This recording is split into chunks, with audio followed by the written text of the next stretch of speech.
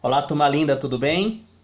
A aula de hoje é a superação agora, de uma vez, da filosofia antiga, grega, e a filosofia medieval.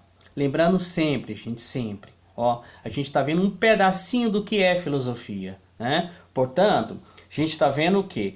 A filosofia que lida com o conhecimento, ou seja, a epistemologia, a origem do conhecimento, como ele se dá, né? Hoje é a introdução do que a gente chama de filosofia moderna.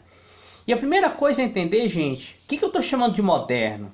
Moderno são os dias de hoje. Hoje a gente vive a contemporaneidade, mas aquele período histórico que nasce no final da Idade Média, né?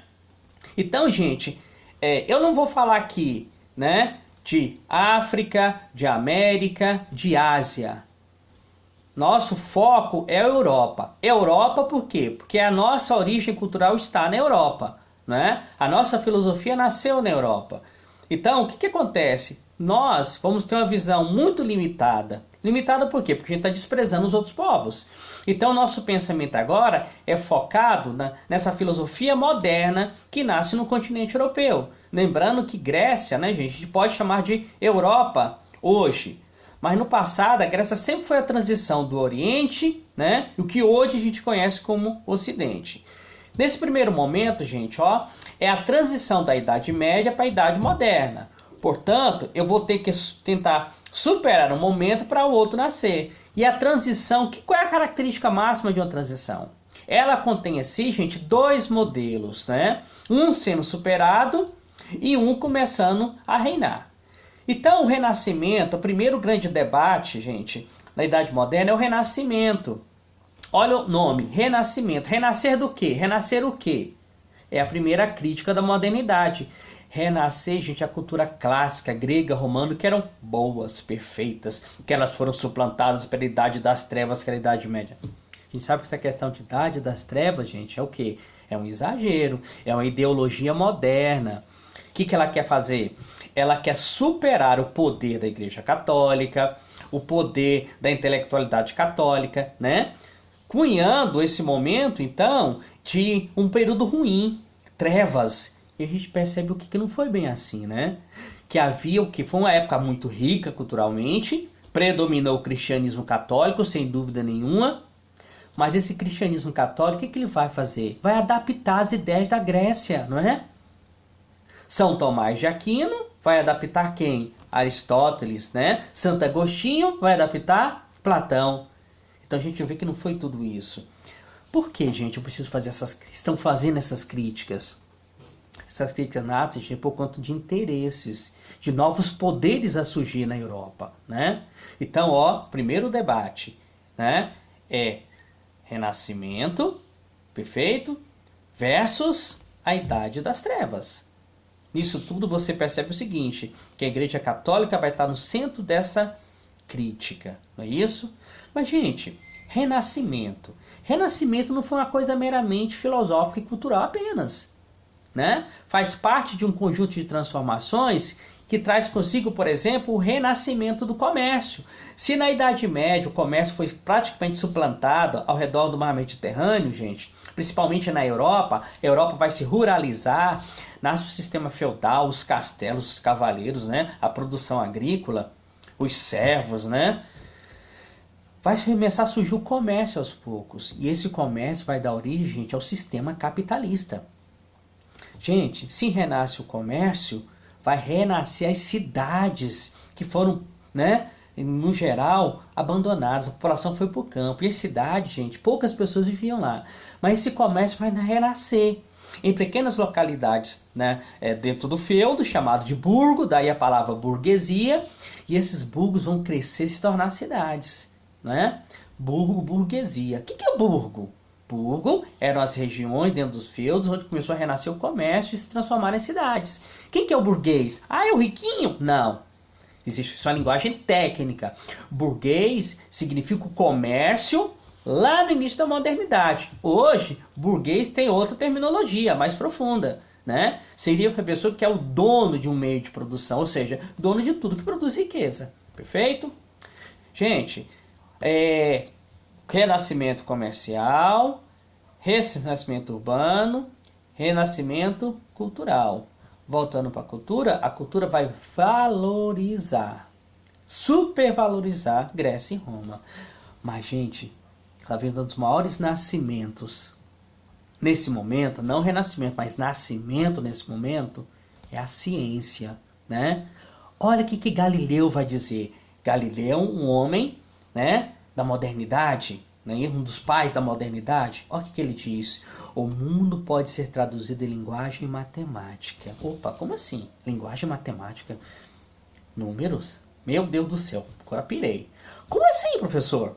Linguagem matemática, gente, ele diz o seguinte, ó, tudo pode ser calculado, tudo pode ser compreendido, tudo pode ser registrado. E a matemática, gente, tá na sua gênese, tá? Tentar interpretar, entender o universo através dos números e numerais.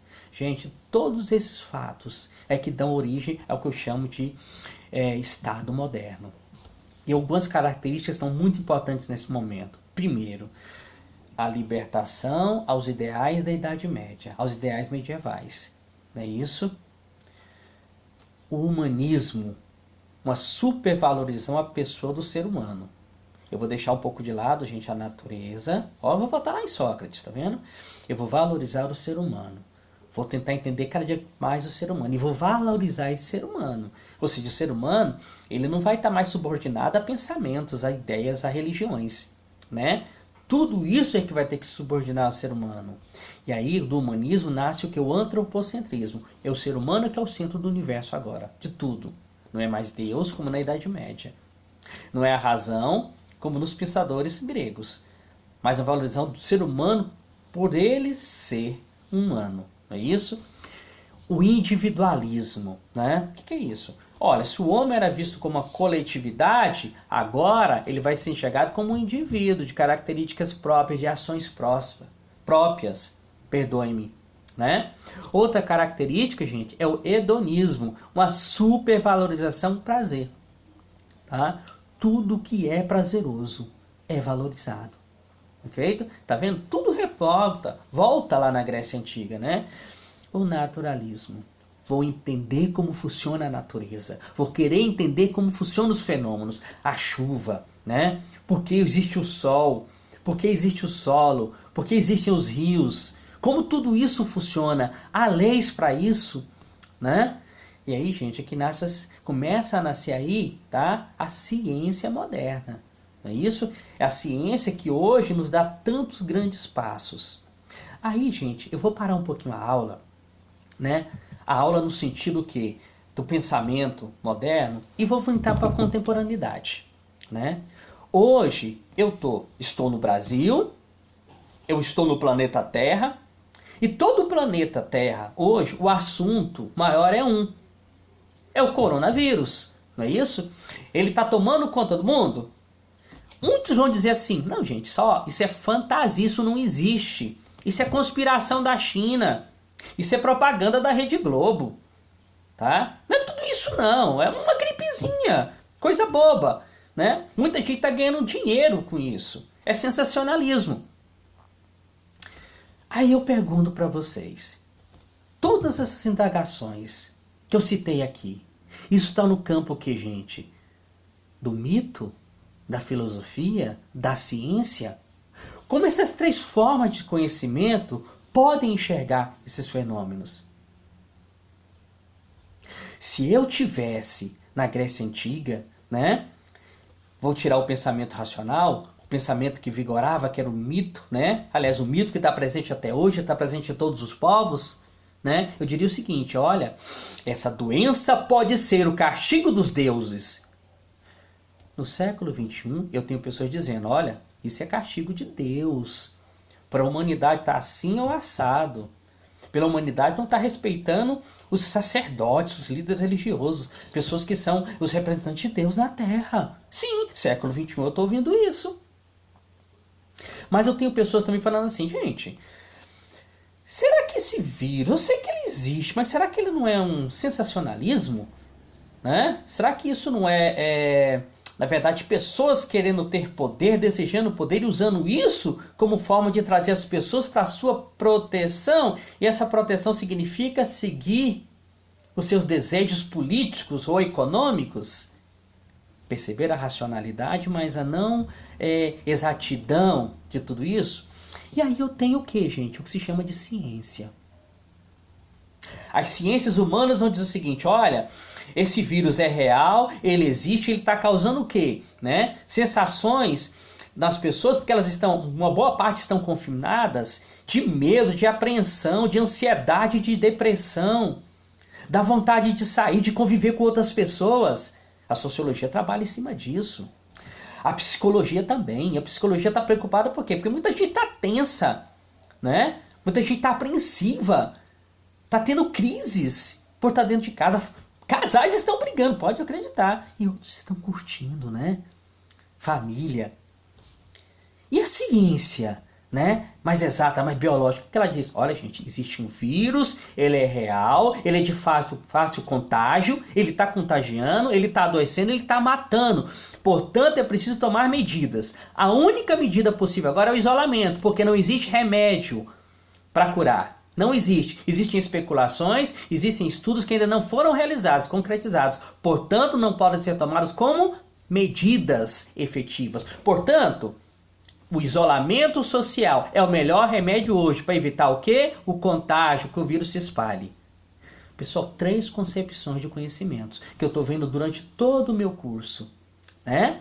O mito, a filosofia, e agora a gente começou a perceber o nascimento da ciência. E um dos grandes pais dessa ciência, gente, é René Descartes, ou simplesmente Cartésios. Plano cartesiano todo mundo curte, né? Aquelas duas retas que se cruzam, x, y, que maravilha. Gente, um dos pais dessa modernidade, o Cartésios, ele vai dar lições muito importantes pra gente. Primeira coisa, ele vai seguir Sócrates, Platão e Aristóteles. Como?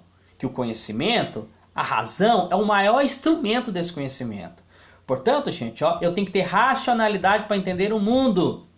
Eu tenho que ter racionalidade para entender o que está acontecendo hoje, gente. O ontem e o hoje. Para que eu possa ter um amanhã saudável. Olha só uma indagação interessante de Descartes. Quando sonhamos, temos a sensação de estarmos vivendo um mundo real.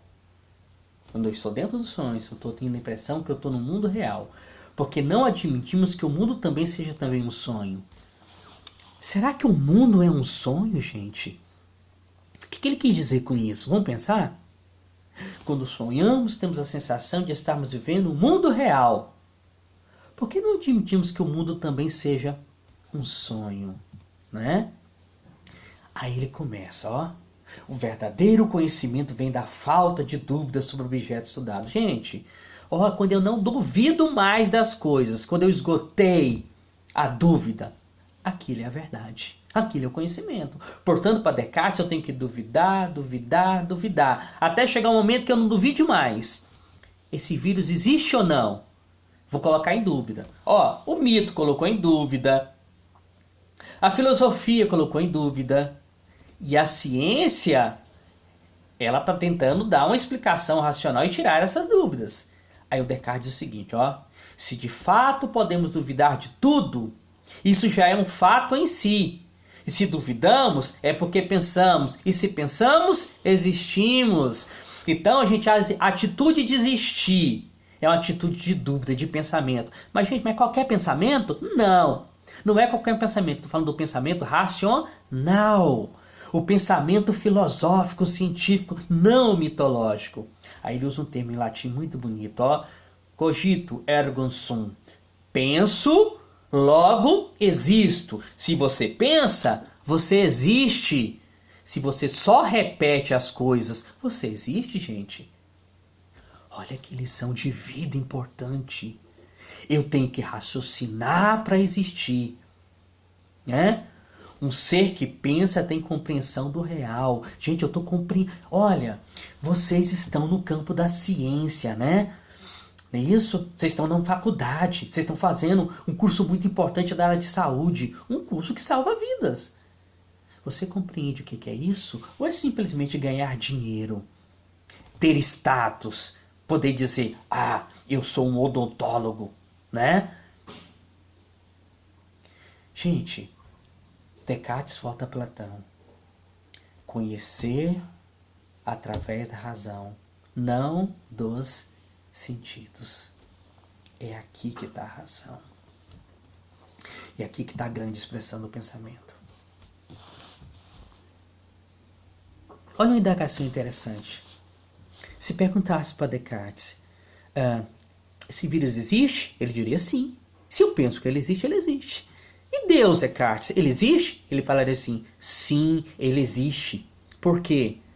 O ato de pensar em Deus, na sua plenitude, é um sinal da sua existência. E ele diz assim, se pensamos em Deus, é porque ele existe.